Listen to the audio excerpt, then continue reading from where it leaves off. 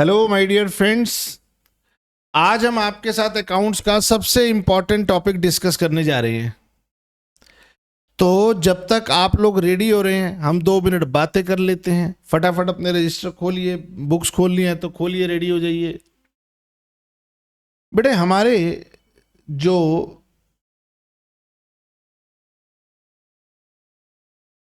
Accounting है उसमें कैसे काम होता है समझिए। हम अभी शुरुआत करने जा रहे हैं कि अकाउंटिंग कैसे काम करती है। अकाउंटिंग कहती है कि गगन सर बच्चों को ये बताओ कि जब भी कोई बिजनेस ट्रांजैक्शन होगी, आपने गुड्स को खरीदा, आपने गुड्स को बेचा, आपने खर्चों की पेमेंट की, एसेट खरीदा, एसेट बेचा, कैपिटल आई, बैंक में पैसा गया, बैंक में पैसा आया, बहुत सारी ट्रांजैक्शन अभी आएंगी। कोई भी बिजनेस ट्रांजैक्शन होगी तो हमें उस ट्रांजैक्शन के 2 काम करने होते हैं। 2 स्टेप्स में हमारी अकाउंटिंग काम करती है। सबसे पहले तो हम बनाते हैं उसकी जर्नल एंट्री। सबसे पहले हम बनाते हैं उसकी जर्नल एंट्री। तो आपकी कोई बिजनेस ट्रांजैक्शन हुई तो उसके बाद आपको बनानी है उसकी जर्नल एंट्री। उसके बाद उस जर्नल एंट्री को आपने पोस्ट करना है लेजर के अंदर। ये हमारे अकाउंटिंग का प्रोसीजर है। यानी हमारा अकाउंटिंग में 2 पिलर हैं, एक है जर्नल और दूसरा है लेजर, जिसमें से जर्नल ज्यादा इंपॉर्टेंट है। सारी लर्निंग कहां पर फोकस्ड है? जर्नल के ऊपर या जर्नल एंट्री के ऊपर। यानी हमारी अकाउंटिंग की मेन नॉलेज कहां लगती है? जर्नल एंट्री के अंदर। आपने जर्नल एंट्री ठीक बना ली तो आगे सब कुछ सही जाएगा। लेजर में नॉलेज कम लगती है, ठीक है। जर्नल एंट्री में नॉलेज ज्यादा लगती है। तो आपने जर्नल एंट्री को मेरे साथ साथ समझना है कि सर ये जर्नल एंट्री क्या है। नाउ ये जो बुक में लिखा है अभी इसको मैं एप्रोप्रिएट स्टेज पर आपको बताऊंगा ये सब क्या होता है। अभी हम जो जर्नल एंट्री बनाते हैं उसमें क्या स्टेप्स इन्वॉल्व होते हैं ये हमने सबसे ज्यादा जरूरी समझना है।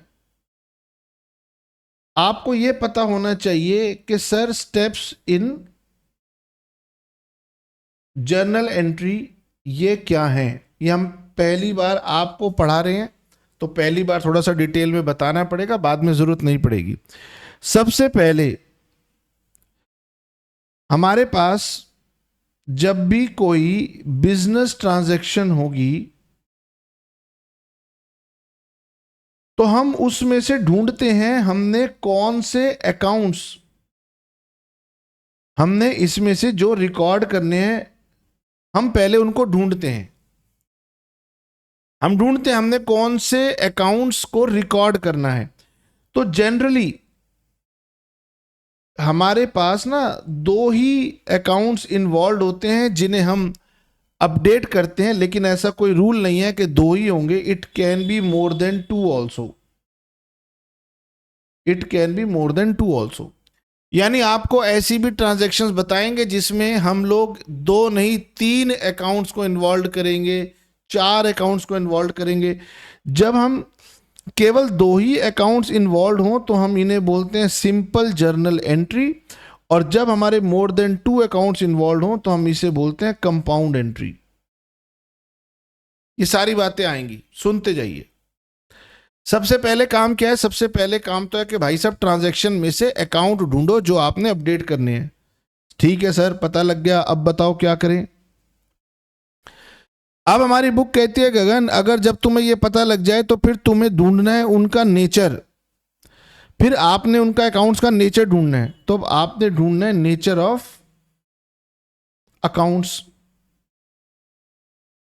सर नेचर ऑफ अकाउंट से आपका क्या मतलब है? तो मैं कहूंगा क्या तुम्हें याद है? आप कहोगे हाँ हमें याद है। पर क्या तुम्हें याद होगा कि मैंने तुम्हें बताया था कि भाई अकाउंट्स के लिए एक ट्रेडिशनल क्लासिफिकेशन होती है, एक मॉडर्न क्लासिफिकेशन होती है। हाँ सर, ट्रेडिशनल क्लासिफिकेशन कहती थी कि जो भी अकाउंट है या तो वो पर्सनल है या फिर वो रियल है या फिर वो नॉमिनल है। हाँ सर, बिल्कुल याद है। और ये कहते थे कि या तो वो एसेट है, या वो लाइबिलिटी है, या वो कैपिटल है, या वो रेवेन्यू है, और या वो एक्सपेंस है ना? हाँ जी। फिर उसके बाद नंबर 3, उसके बाद फिर हम रूल्स को अप्लाई करते हैं, रूल्स को अप्लाई करते हैं, और फिर हमें पता लगता है कौन सा अकाउंट डेबिट होगा और कौन सा अकाउंट क्रेडिट होगा। और मैं आपको बता दूं, ये सारा का सारा ये आपको मेंटली करना पड़ता है, यानी इनको कागज पे लिखा नहीं जाता, ये सारा काम मुझे अपनी ब्रेन में करना होता है। और ये सब करने के बाद, ये सब करने के बाद मुझे लास्ट में लिखनी होती है जर्नल एंट्री। तो मुझे यह बताओ कि जर्नल एंट्री बनाने से पहले आपको 3 काम करने हैं। बिजनेस ट्रांजैक्शन को पढ़ना है, उसमें कौन से रिकॉर्ड्स मेंटेन होंगे वो ढूंढने हैं, फिर उनको क्लासिफाई करना है किसी भी रूल से, चाहे ट्रेडिशनल से चाहे मॉडर्न से, दोनों से सेम रिजल्ट आता है। तो आप पता लगा लेंगे कौन सा अकाउंट डेबिट होगा और कौन सा अकाउंट क्रेडिट होगा। ये सारा काम आपको मेंटली करना है, कागज पे नहीं लिखना। लेकिन क्योंकि मैं आपको सिखाने जा रहा हूं, तो अभी मैं इन 3 स्टेप्स को भी लिखवाऊंगा, वर्किंग नोट में लिखवाऊंगा, और फिर इन तीनों स्टेप से आपको मिलेगी जर्नल एंट्री। वही हमारा मेन पर्पस है, वही हमारा मेन आंसर है, वही हमने ढूंढना है। यानी शुरुआत में तो सर मुझे बहुत टाइम लगेगा, एक एक एंट्री बनाने में टाइम लगेगा, बिल्कुल ठीक। जैसे आप जब छोटे थे तो आपके पेरेंट्स आपको सहारा दे के चलाते थे। बच्चा जब धीरे धीरे चलना शुरू करता है तो हम उसको सहारा दे के चलाते हैं, वो धीरे धीरे स्टेप्स लेता है, और फिर वो जब थोड़ा सा स्ट्रांग हो जाता है तो फिर वो भागता है। ऐसे ही होगा, अभी लर्निंग हो रही है, सिंपल तरीके से होगी। आपको एक एक स्टेप बताऊंगा और फिर उसके बाद में हम मेंटली ये सारे काम करेंगे, हमारी एंट्री मेकिंग फास्ट हो जाएगी, अभी स्लो रहेगी। ये जो स्टेप नंबर 1 2 3 है, क्या ये हमने पहले भी कहीं पढ़े हैं? बिल्कुल पढ़े हैं। जब मैंने आपको चैप्टर 6 पढ़ाया था तो चैप्टर 6 के अंदर मैंने आपको पढ़ाया था कि कैसे हम पता लगाते हैं डेबिट और क्रेडिट। मुझे लगता है कि तुम्हें याद है। नहीं याद है तो पढ़ते पढ़ते याद आ जाएगा, कोई इसमें लंबी चौड़ी बात नहीं है। सिर्फ आप स्क्रीन के ऊपर यह देख लो कि अगर आप ट्रेडिशनल क्लासिफिकेशन फॉलो करते हो तो ये आपके रूल्स अप्लाई होंगे, अगर आप मॉडर्न क्लासिफाई करते हो तो ये रूल अप्लाई होंगे। सर मुझे एक बात बता दो, मैंने ट्रांजैक्शन पढ़ी और उसमें मुझे 2 अकाउंट मिल गए, कौन से 2 अकाउंट मुझे मेंटेन करने हैं? मैंने कहा बहुत अच्छी बात है।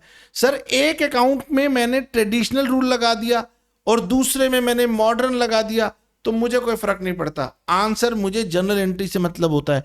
लेकिन आप क्योंकि 11th क्लास के स्टूडेंट हैं, आपसे अगर क्वेश्चन पूछ लिया जाए कि आपको ट्रेडिशनल रूल से बनाना है तो फिर ट्रेडिशनल लगाइएगा, मॉडर्न से बनाना है तो मॉडर्न बनाइएगा। अगर क्वेश्चन कह रहा है जनरल एंट्री बनाने से मतलब है, तो आप मिक्स मैच हाइब्रिड जो मर्जी लगाइए, हमें कोई फर्क नहीं पड़ता। ठीक है सर, तो फिर आगे बढ़ जाते हैं अब हम। ठीक है, तो हम आगे बढ़ते हैं और मैं फिर आपको बताता हूं कि आपने केवल ये बातों को ध्यान रखना है। ठीक है, नो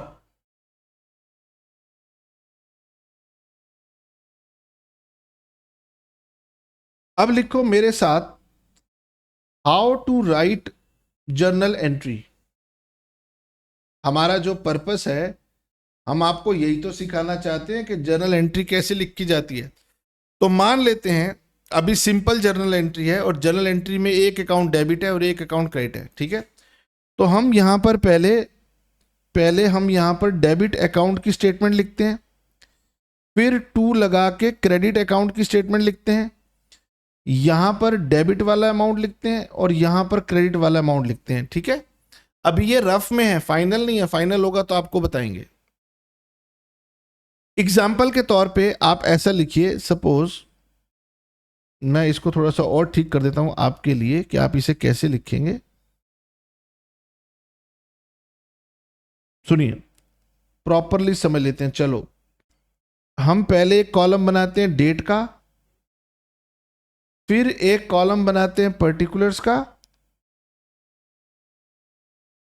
थोड़ा सा बड़ा होता है, फिर एक कॉलम बनाते हैं लेजर फोलियो का, फिर एक कॉलम बनाते हैं डेबिट अमाउंट का, फिर एक कॉलम बनाते हैं क्रेडिट अमाउंट का। ठीक है, ये हमारा ना बेसिक सा फॉर्मेट रहेगा। इसमें 5 कॉलम रहते हैं, date, particulars, ledger folio, debit amount, credit amount. ठीक है, मान लीजिए मेरा कैश अकाउंट डेबिट है, तो मैं यहां लिखता हूं ऐसे, पहले कैश अकाउंट और फिर आखिरी में जाके यहां पर पर्टिकुलर्स में डेबिट, कैश अकाउंट डेबिट, फिर स्पेस छोड़ के लिखता हूं टू कैपिटल अकाउंट। तो पहली स्टेटमेंट होती है कैश, मतलब पहली स्टेटमेंट होती है डेबिट अकाउंट, फिर थोड़ा स्पेस छोड़ के टू लगा के क्रेडिट अमाउंट, क्रेडिट अकाउंट। फिर जो डेबिट का अमाउंट था वो डेबिट में उसके सामने, और जो क्रेडिट का अमाउंट था वो क्रेडिट में उसके सामने। और यहां पर लिखते हैं हम छोटी सी एक्सप्लेनेशन, ट्रांजैक्शन की एक्सप्लेनेशन। ठीक है, और ये हमारी कहलाती है journal entry. This is called journal entry. और ये जो फॉर्मेट मैंने बनाया, this format is called journal. अभी मेरा पर्पस क्या है, मैं आपको अभी जर्नल उसका फॉर्मेट ज्यादा नहीं बता रहा, मेरा पर्पस है जर्नल एंट्रीज कैसे बनती है। तो आओ मैं आपको जर्नल एंट्रीज बनानी सिखाता हूं। तो जर्नल एंट्रीज बनाने के लिए बेटे एक तो ये वाले रूल्स मोस्ट इंपॉर्टेंट है, रिवाइज कर लेना, आपने पहले पढ़ रखे हैं।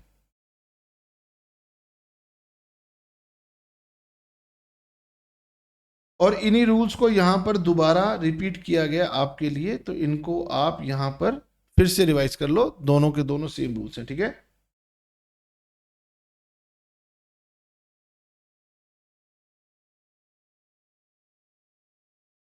अच्छा ये बुक ने ना ये इलस्ट्रेशन याद दिलाई है, ये हमने चैप्टर नंबर 6 में इलस्ट्रेशन की थी, अगर आपको ध्यान हो तो। ये आप chapter number 6 rules of debit and credit में जाएंगे तो वहां पर इलस्ट्रेशन नंबर 5 थी, वो सेम इलस्ट्रेशन आपको दी गई है, सो दैट आप रूल्स रिकॉल कर लो कि पर्सनल सॉरी ट्रेडिशनल के क्या रूल्स थे, मॉडर्न के क्या रूल्स थे। क्योंकि ये बातें हम पहले कर चुके हैं ना, तो इसीलिए इसको छोड़ के हम आगे बढ़ जाते हैं। मैं बताऊंगा आपको जर्नल एंट्री कैसे बनाई जाती है। देखो, यहां पर बुक ने कहा कि गगन सर बच्चों को बता दो कि हमारे पास जो जर्नल एंट्रीज होती है ना, वो दो तरह की होती हैं। एक तो होती है सिंपल जर्नल एंट्री, एक होती है कंपाउंड जर्नल एंट्री। सिर्फ सुनना है, सिंपल जर्नल एंट्री वो होती है जिसमें सिर्फ दो ही अकाउंट इन्वॉल्व है, एक डेबिट है और एक क्रेडिट है। ये देखो, this is journal entry, this is journal entry. Sir इसमें लाइनें नहीं लगी हुई, that is journal, format of journal. समझा? जर्नल एंट्री कैसे लिखते हैं, एक अकाउंट जो डेबिट होता है उसके बाद स्पेस छोड़ के दूसरा अकाउंट क्रेडिट हो जाता है, नीचे एक एक्सप्लेनेशन होती है, वो उन्होंने दी नहीं। This is called simple journal entry. तो सिंपल जर्नल एंट्री वो एंट्री होती है जिसमें एक ही अकाउंट डेबिट होता है और एक अकाउंट क्रेडिट होता है, that's it, this is called simple journal entry. लेकिन अगर मेरी एंट्री में दो से ज्यादा अकाउंट इन्वॉल्व हो जाए तो हम उसे कंपाउंड एंट्री बोलते हैं। तो कंपाउंड एंट्री कौन सी है, वो वाली एंट्री होगी जिसमें more than 2 accounts are involve. लेकिन हमारा तरीका इससे कोई फर्क नहीं पड़ता, तरीका बिल्कुल सेम रहेगा, तो आपने घबराना नहीं है। तो एग्जाम्पल के तौर पे उन्होंने एक एग्जाम्पल दिया कि गगन सर मान लो कैश अकाउंट भी डेबिट हो रहा है और सुरेश अकाउंट भी डेबिट हो रहा है, यानी दो दो अकाउंट डेबिट हो सकते हैं। यस, दो अकाउंट डेबिट होंगे और सर एक अकाउंट क्रेडिट हो गया, यानी इसमें 3 अकाउंट इन्वॉल्व हैं। हमारी जर्नल एंट्री का रूल ये कहता है कि टोटल ऑफ डेबिट अमाउंट और टोटल ऑफ क्रेडिट अमाउंट ये दोनों इक्वल आने चाहिए। एक, अगर दो अकाउंट है तो एक ही अकाउंट में डेबिट क्रेडिट बराबर होंगे, एक से ज्यादा है तो हो सकता है दो अकाउंट डेबिट हो मगर एक ही अकाउंट क्रेडिट हो, टोटल बराबर होंगे। या एक अकाउंट डेबिट होगा और दो अकाउंट क्रेडिट होंगे तो भी अमाउंट बराबर ही होगा। ठीक है, अब इतनी बेसिक नॉलेज से हम अपना काम शुरू करते हैं। चलिए, चलो जी, मेरे साथ साथ ना एक ट्रांजैक्शन लिखेंगे, सिंपल सी ट्रांजैक्शन है। Number 1, Rahul started business with cash rupees 20,000, bank 30,000, furniture 40,000 and computer 10,000। Rahul started business with cash 20,000, bank 30,000, furniture 40,000 and computer 10,000। तो इसमें तुम्हें कौन कौन से अकाउंट नजर आ रहे हैं जो तुम्हारे को मेंटेन करने पड़ेंगे? तो सर एक तो बिजनेस में कैश आया, दूसरा बैंक में भी पैसे आ गए, फर्नीचर भी आ गया, कंप्यूटर भी आ गया, और राहुल ने ये सब कुछ किया। तो इसमें 5 अकाउंट दिख गए। तो मैं यहां लिखूंगा, पहले वर्किंग करूं, ठीक है, पहले वर्किंग करूंगा तो मेरी वर्किंग के अंदर आएगा सबसे पहले कैश, बैंक, और ऊपर राहुल भी लिख देता हूं। लो, Rahul, cash, bank, furniture, computer. ठीक है, ये सारे अकाउंट मुझे अपडेट करने हैं। अब बेटे आपको ट्रेडिशनल रूल पसंद हो ट्रेडिशनल लगाओ, मॉडर्न पसंद हो मॉडर्न लगाओ। राहुल पर्सनल अकाउंट है, कैश रियल अकाउंट है, बैंक पर्सनल अकाउंट है, फर्नीचर रियल अकाउंट है, और ये भी रियल अकाउंट है।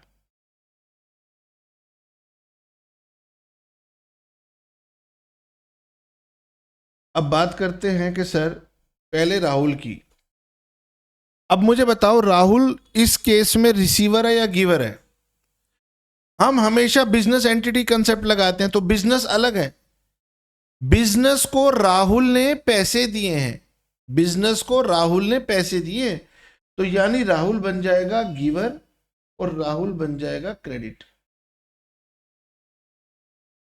कैश, बिजनेस के पास कैश आ रहा है, इसलिए हो जाएगा डेबिट। बैंक, ये पैसे बैंक में जमा हो गए। ठीक है, बैंक को कैसे ऑपरेट करते हैं? हमने पैसे बैंक में जमा कर दिए, तो यानी कि बैंक के पास ये पैसे रिसीव हो गए, तो बैंक पर्सनल अकाउंट है, रिसीवर है, वो डेबिट होगा। फर्नीचर बिजनेस में आ रहा है, डेबिट होगा।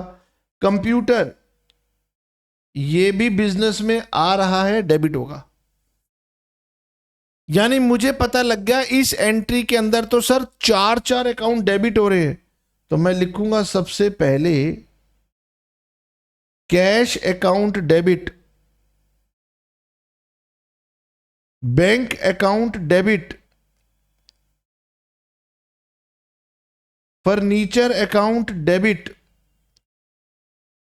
कंप्यूटर अकाउंट डेबिट, और फिर स्पेस छोड़ के लिखूंगा to capital account.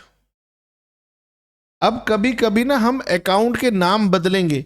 Sir Rahul personal account है, लेकिन ये अकाउंट किसका है? ओनर का अकाउंट है, और ओनर के अकाउंट को हम लोग कैपिटल अकाउंट के नाम से लिखते हैं। अगर आप एग्जाम में टू राहुल अकाउंट लिखाओगे, आप कहोगे कि सर मैंने ठीक किया, पर वो गलत हो जाएगा। समझ में आया? आपको कैपिटल अकाउंट लिखना है। हाँ, आप राहुल कैपिटल अकाउंट लिख दो, लेकिन कैपिटल अकाउंट आपको लिखना पड़ेगा। अब सर हमारे पास कैश में अमाउंट आया था 20,000, तो यहां लिखेंगे डेबिट में 20,000।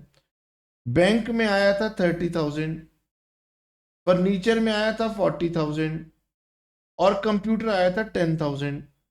तो ये हो गया टोटल 1 लाख। ये टोटल का टोटल अमाउंट यहां पर 1 लाख लिखा जाएगा, और यहां लिख दोगे, एक्सप्लेनेशन में लिख दोगे, business started with cash, bank and other assets. एक छोटी सी एक्सप्लेनेशन हम नीचे ऐड कर देते हैं, तो आपने ये एक्सप्लेनेशन ऐड कर दिया। लो, अब मुझे बताओ इस एंट्री में क्या 2 ही अकाउंट इन्वॉल्व थे? नहीं सर, इस एंट्री में तो 2 से ज्यादा अकाउंट इन्वॉल्व थे। तो यानी ये एग्जाम्पल हो गया किसका, एक कंपाउंड एंट्री का एग्जाम्पल हो गया। तो मैंने आपको सिखाया कि जब भी बिजनेस स्टार्ट होगा तो ओनर की जगह कैपिटल अकाउंट का यूज करोगे, कैपिटल अकाउंट क्रेडिट होगा, वो जो भी सामान लाया होगा वो डेबिट हो जाएगा। ज्यादातर कैश लाता है, आप कैश टू एंट्री बनाते हो, लेकिन एग्जामिनर या टेस्ट में आपकी टीचर पूछ लेगी कंपाउंड एंट्री, तो आपको दिक्कत होगी, इसलिए मैंने पहली ही सीधी सीधी एंट्री आपको बता दी। चलिए जी, अब क्या करेंगे, अब वो बुक कह रही है कि चलो मैं आपको कुछ जर्नल एंट्रीज के एग्जाम्पल समझाती हूं। मैंने कहा ठीक है समझाओ। उन्होंने कहा जब कैपिटल इंट्रोड्यूस होगी, Amit started business with 50,000 as capital in cash. Homework, simple entry है। Next, Amit introduced further capital by cheque. Simple entry है, कैपिटल हो फर्दर कैपिटल हो एक ही बात है। होमवर्क, ये दोनों सिंपल एंट्रीज है, ऊपर कैश है नीचे बैंक है। Amit started business introducing capital of 50,000 in cash and 2 lakh by cheque. Compound entry है। होमवर्क,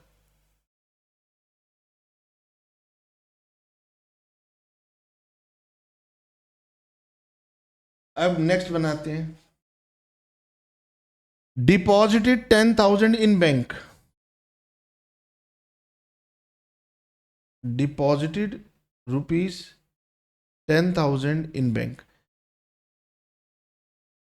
ठीक है, हमें लिखने की जरूरत नहीं है, मगर मैं आपको समझा रहा हूं। तो सर बैंक में जमा क्या करवाया, सर बैंक में जमा करवाया हो गया कैश, तो एक कैश हो गया और एक बैंक हो गया।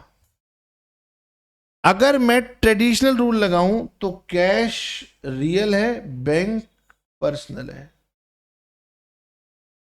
डिपॉजिटेड 10,000 इन बैंक, तो मैंने 10,000 रुपए बैंक में जमा किए, यानी कैश हो रहा है, गोज आउट यानी कि क्रेडिट, और बैंक हो गया रिसीवर, बैंक में पैसा जमा हो रहा है तो बैंक हो गया रिसीवर, तो बैंक हो गया डेबिट। इसीलिए एंट्री बनेगी बैंक अकाउंट डेबिट, अमाउंट आएगा 10,000 और राइट हैंड साइड में थोड़ा स्पेस छोड़ के टू कैश अकाउंट और 10,000 इसके राइट हैंड साइड पे। बेटे ये अमाउंट ऐसे लिखे जाते हैं, अभी से सीखना शुरू करो। डेबिट वाले अकाउंट में तो डीआर करके शॉर्ट फॉर्म लिखी जाती है, क्रेडिट में सीआर नहीं लिखा जाता, वहां पर 2 लिख दिया जाता है। ठीक है सर, ये मैंने आपको समझाया। Homework, purchase goods of 15,000। अब यहां लिख के कि हमने गुड्स परचेज किए, तो इसको नोट कर लो, we never use goods account. या तो आप यूज करेंगे परचेजेस अकाउंट, या यूज करेंगे सेल्स अकाउंट, या यूज करेंगे परचेज रिटर्न्स अकाउंट, या यूज करेंगे सेल्स रिटर्न्स अकाउंट। ठीक है, और ये काम हम किसके लिए करेंगे, गुड्स के लिए करेंगे। तो परचेज गुड्स ऑफ ₹15,000, तो सर पहले तो इसमें मेंशन नहीं है कि ये गुड्स मैंने कैश में खरीदे हैं कि उधार में खरीदे हैं, बोलो ना। तो आपको बता दूं, मेरे पास 2 ही संभावनाएं हैं, या तो मैं कहूं कि मैंने ये गुड्स कैश में खरीदे हैं या मैंने उधार में खरीदे हैं। अगर मैं ये मान लूं उधार में खरीदे हैं, तो मुझे उस व्यक्ति का नाम चाहिए जिससे मैंने उधार खरीदे हैं। नाम मुझे क्वेश्चन में दिया नहीं है, तो मैं सेफेस्ट एजम्पशन क्या लूंगा कि मैंने ये सामान, मैंने ये गुड्स कैश में खरीदा है। तो यानी यहां पर 2 अकाउंट इन्वॉल्व होंगे, एक अकाउंट इन्वॉल्व होगा कैश और दूसरा अकाउंट इन्वॉल्व होगा गुड्स।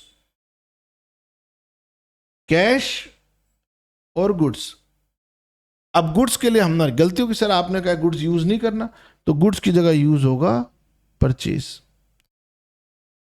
रूल लगा देना, कैश रियल है, गोज आउट है, क्रेडिट होगा, और परचेज मेरे लिए नॉमिनल अकाउंट है, एक्सपेंस माना जाएगा, डेबिट होगा। हम जब भी एंट्री लिखेंगे हमेशा पहले डेबिट वाला लिखेंगे, फिर थोड़ा सा स्पेस छोड़ के राइट में क्रेडिट वाला लिखेंगे, गलती मत करना। तो यहां पर purchase account debit to cash account, तो बच्चे के माइंड में दो बातें आई कि सर गुड्स कहां चला गया, तो हम कभी भी गुड्स का अकाउंट नहीं लिखेंगे। ओके। और दूसरा ये कि आप जब भी गुड्स को यूज करोगे तो या तो परचेज सेल्स परचेज रिटर्न या सेल रिटर्न से रिप्लेस करोगे। तो बेटे यहां पर ये देखिए, इन्होंने नीचे बताया है कि अगर name of the party is not satisfied, not specified, अगर परचेज सेल की ट्रांजैक्शन में पार्टी का नाम स्पेसिफाइड ना हो तो आप उसे कैश ट्रांजैक्शन मानोगे। लिख लूं, in sale oblique purchase of goods, if name of the party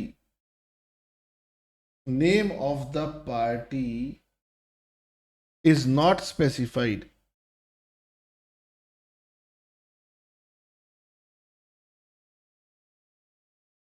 then assume it as cash transaction. भाई आपको कल को कंफ्यूजन नहीं होना चाहिए, अभी पहली बार पढ़ रहे हो ना, तो कंफ्यूजन नहीं होनी चाहिए कि सर ऐसे में हम क्या मानते हैं। तो अकाउंट्स में कई जगह आपको एजम्पशंस लेनी पड़ती हैं, कई जगह लेनी पड़ेंगी, तो कॉन्फिडेंस आ जाता है कि हाँ। नाउ नेक्स्ट पढ़िए, purchase goods of 75,000 against cheque. यहां पर ना तो कैश मेंशन था, लेकिन हमने एज्यूम कर लिया था, लेकिन यहां तो साफ साफ मेंशन है कि भाई हमने चेक ले करके ये परचेज, चेक दे करके परचेज किया, तो बिल्कुल सेम है। यहां पर कैश की जगह बैंक आ जाएगा, तो ये आपका होमवर्क हो गया। कंफ्यूजन जब आएगी जब आप प्रैक्टिस करोगे, मेरी बात सुन के कंफ्यूजन नहीं आएगी, जब प्रैक्टिस करोगे तब कंफ्यूजन आएगी। अब यहां लिखा है purchase goods in cash from Ramesh. Now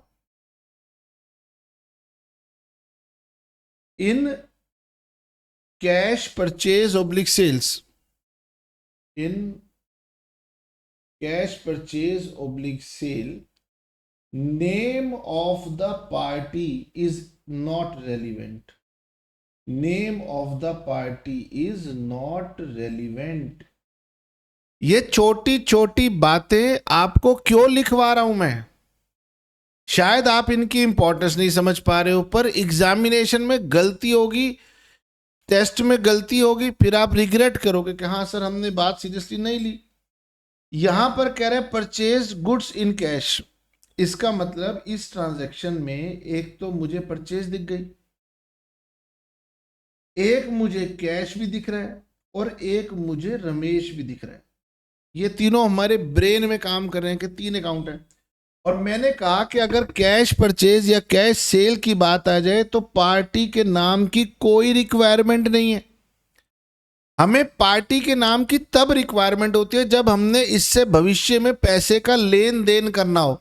मेरी ट्रांजैक्शन हुई, सामने वाले ने पैसे का लेन देन हाथों हाथ कर दिया, तो फिर मुझे उस व्यक्ति से ना लेना है ना देना है, तो मैं उसका रिकॉर्ड नहीं रखता। यानी यहां पर परचेज और कैश ये दो इन्वॉल्व होंगे। तो बच्चे को समझ में आना चाहिए कि सर ट्रांजैक्शन नंबर 5 की जब बात हो रही थी, यहां पर आपने कहा था कि पार्टी का नाम नहीं है इसलिए मैंने कैश ले लिया। यहां पर पार्टी का नाम है फिर भी आपने कैश ले लिया, क्योंकि समझो अगर मुझे किसी व्यक्ति से पैसे लेने देने नहीं है तो मुझे उसके नाम की कोई जरूरत नहीं है।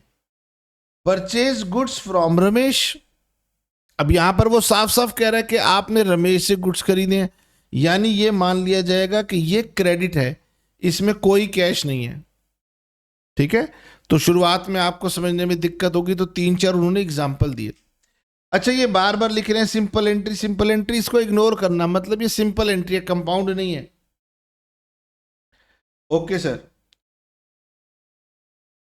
अब यहां पर ट्रांजैक्शन है goods returned to Ramesh, goods returned to Ramesh, तो यहां पर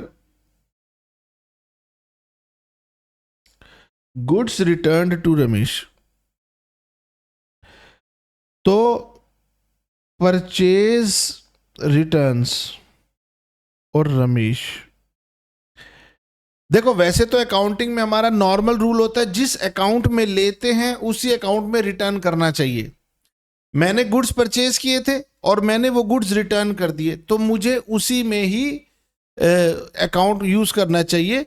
लेकिन क्या होता है, हमारी अकाउंटिंग की कुछ आगे चल की नीड्स होती हैं, तो वो कहती हैं कि गगन अगर आपने गुड्स परचेज किए थे और वो गुड्स आपको वापस करने पड़ जाएं तो परचेज अकाउंट में रिवर्स मत करो, परचेज रिटर्न्स अकाउंट का इस्तेमाल करो, ताकि हमारे पास डिटेल अलग अलग रहे। कुछ जगहों पर हमें अलग अलग डिटेल्स चाहिए होती हैं। तो परचेज रिटर्न नॉमिनल हो गया, परचेज एक्सपेंस है तो परचेज रिटर्न मेरी एक तरीके से इनकम हो गई, ये क्रेडिट हो गया। रमेश पर्सनल है तो यहां लिख के गुड्स रिटर्न्ड टू रमेश, तो रमेश हो गया रिसीवर, ये हो गया डेबिट। तो मेरी एंट्री बनेगी Ramesh account debit 7,500 to purchase return 7,500। ठीक है, तो यहां पर अगर कोई स्टूडेंट गलती से परचेज को क्रेडिट कर दे कि सर मेरा खर्चा था वो मैंने वापस कर दिया, तो मैं परचेज अकाउंट को क्रेडिट करूंगा, तो वैसे टेक्निकली वो ठीक कह रहा है लेकिन अकाउंटिंग में ये ठीक माना नहीं जाता। ये बेटर आंसर होगा, हम लिखे रमेश टू परचेज रिटर्न। और ये हमारी वर्किंग नोट है जो कि अभी हम कर रहे हैं, बाद में ये हम अपनी माइंड में किया करेंगे। ठीक है सर। अब ये ट्रांजैक्शन है सोल्ड गुड्स फॉर कैश, तो इसमें एक कैश है और एक सेल्स है। कैश आ रहा है डेबिट और सेल्स रेवेन्यू है क्रेडिट, तो ये आप खुद बनाओगे, ये आपने बनानी है, समय लगाना है। Sir sold goods against cheque, तो जैसे कैश होता है चेक आ गया तो बैंक हो गया। सोल्ड गुड्स टू विक्रम, अब नाम दिया हुआ है लेकिन हमने क्योंकि कैश ले लिया तो इसलिए विक्रम के नाम की कोई इंपॉर्टेंस नहीं है। सोल्ड गुड्स टू आशुतोष, अब सर यहां तो कुछ लिखा नहीं है तो it is assumed credit. Ashutosh account debit to sales, इसमें कैश नहीं है तो जबरदस्ती कैश थोड़ी ले आऊंगा। Ashutosh returned goods, Ashutosh returned goods, तो यहां पर आप कैसे करोगे, यहां पर भी आप सेल्स रिटर्न का यूज करोगे।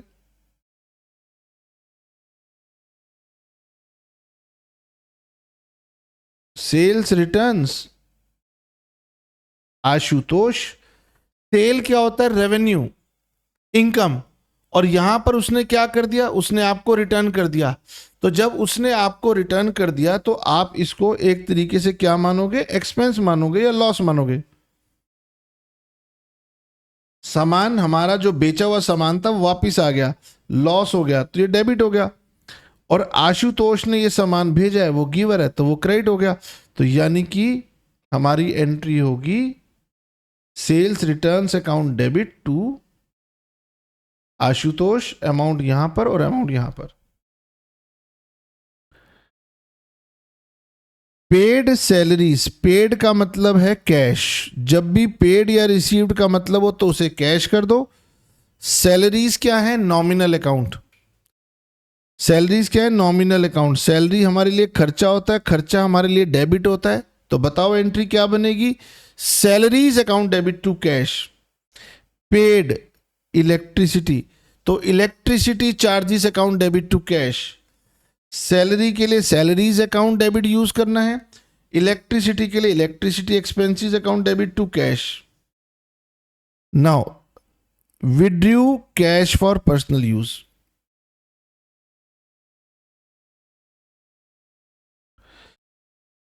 अभी हम आपको आगे चल के फिर पढ़ाएंगे कि in case of personal use always use drawings account. बेटे अब आपको पता है कि नॉर्मल लैंग्वेज में ड्राइंग्स का मतलब क्या होता है, सर हम ड्राइंग्स एंड पेंटिंग समझते हैं, आर्ट क्लास में हम ड्राइंग्स बनाते हैं।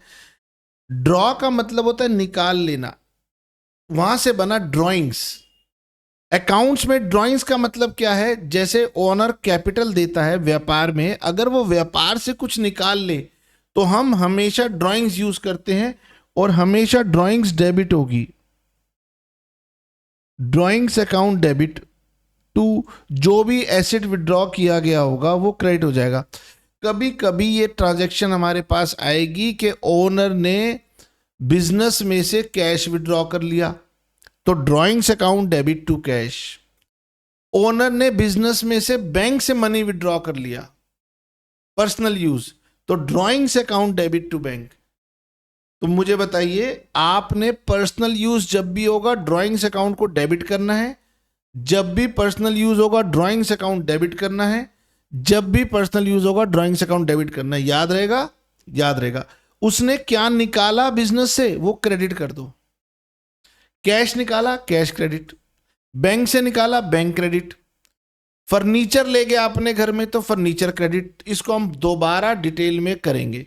अभी मैंने आपको बताया कि जब भी पर्सनल आ जाएगा ओनर के लिए तो आपने ड्राइंग्स अकाउंट को हमेशा डेबिट कर देना है। ठीक है, इस एक्सप्लेनेशन को आप पढ़ लीजिएगा। चाहे वो कैश विड्रॉ करे, गुड्स विड्रॉ करे, पर्सनल यूज जब भी होगा तो आपने ड्राइंग्स अकाउंट को डेबिट करना है। ठीक है, बाकी की एक्सप्लेनेशन जो वो बुक लिख रही है वो आपके काम की नहीं है।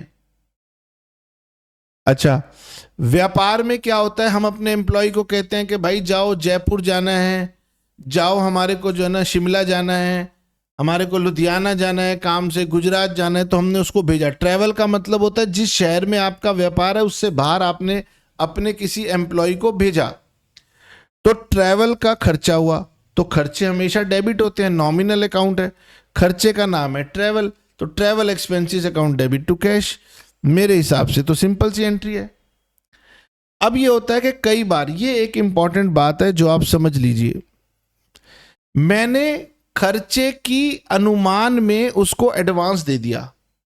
यहां लिखा हुआ है एडवांस से, ट्रेवलिंग का एडवांस दे दिया मैंने 5,000 टू माय एम्प्लॉय राजीव।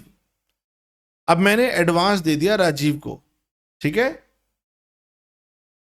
तो यहां पर मेरे पास दो बातें आती हैं। सर, एक तो मैंने मनी दिया राजीव को कैश, किस लिए दिया? मैंने उसको ट्रैवलिंग के लिए एडवांस दिया। राजू को मैंने कहा कि राजू तुम्हें गुजरात जाना है। राजू ने कहा कि सर कुछ पैसे दे दो। मैंने कहा एक काम कर, तू 5,000 रुपीज रख ले, मुझे नहीं पता खर्चा क्या आएगा, जब वापिस आएगा तब हिसाब कर लेंगे। तो अभी मुझे खर्चा पता नहीं है, तो मैं क्या कहूंगा? मैं कहूंगा Rajeev account debit to cash, कि सर राजीव रिसीवर था, पर्सनल अकाउंट था, रिसीवर था,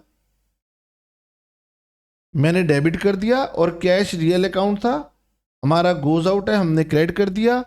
तो बच्चा Rajeev account debit to cash entry बनाएगा।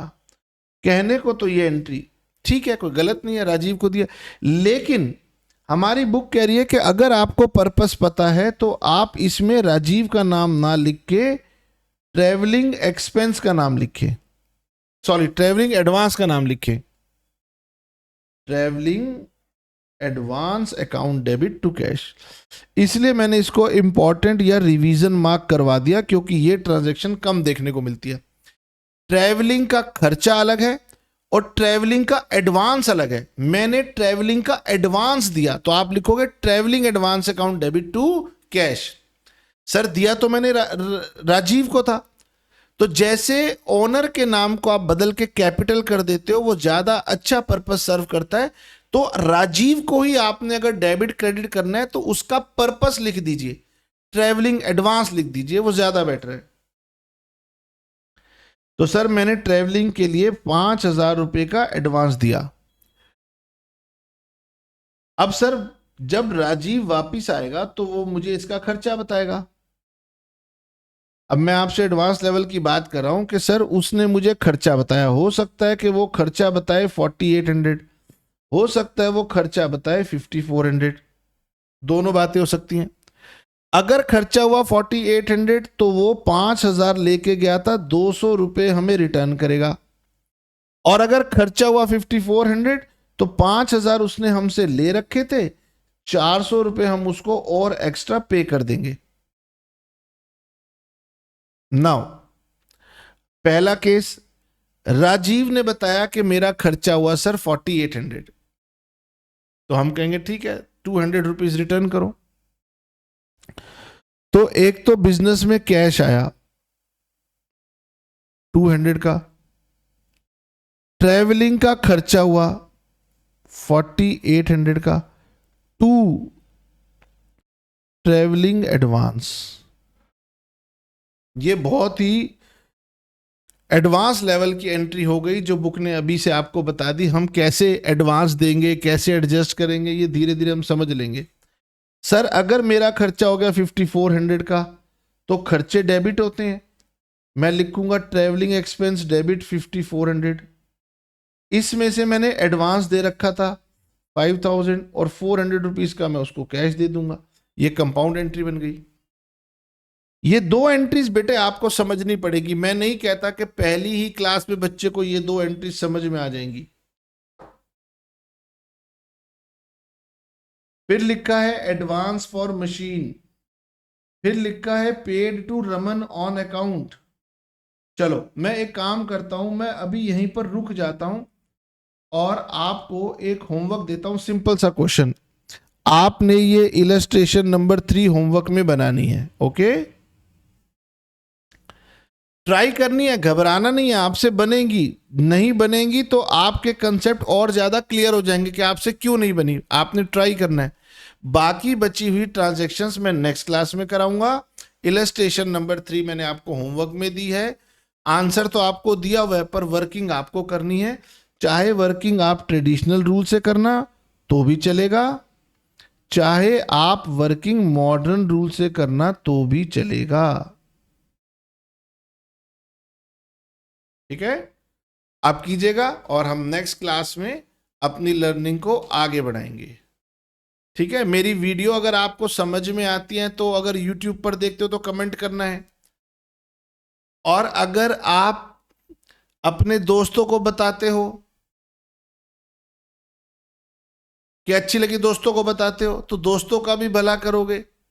सोशल मीडिया किसी अकाउंट पे देखनी है तो शेयर कर देना, YouTube पे देखी है तो चैनल सब्सक्राइब कर देना। ठीक है ना, जैसे हर कलाकार को प्रशंसा पसंद होती है, हमें भी थोड़ी प्रशंसा पसंद होती है कि हाँ सर मुझे थोड़ा बहुत समझ में आया। और बाकी चलिए नेक्स्ट क्लास में मिलते हैं। Tata bye bye, see you.